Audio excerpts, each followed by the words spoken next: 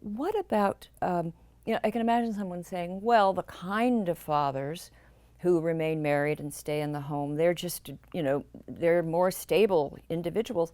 But you've actually shown, and others, that marriage and staying, with your kids, it changes the man. Sure.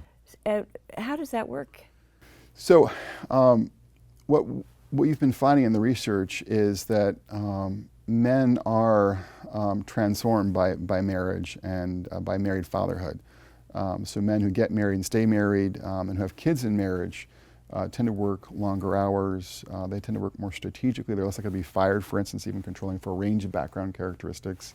And they make more money. They also live longer and they're healthier. That's also true as well. Because their wives make them go to the doctor, otherwise they won't. And also they're less likely to be riding a motorcycle without a helmet, and less likely to be going to bars on Saturday night, all that kind of stuff. So when and men, more likely to be a little nagged, but yes, right. It's good for their health. Long term, yes. There's a long-term benefit.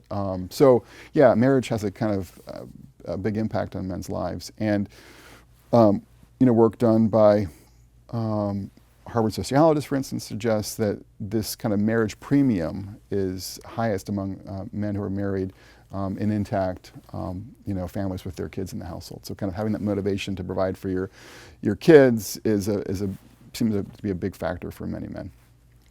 Yeah, so all of these things, we look at the benefits for women, and well, did we talk about that? Well, it's important, I think, sort of point to hit on, actually, because there was a time, in recent history when women would get married and they would pay a kind of marriage penalty for marriage. But what's fascinating is that today it's a new world. And so what we're seeing from a new study at Columbia University, for instance, is that we do know that women still have a motherhood penalty, that women are more likely to withdraw to some extent from the labor force when they have children.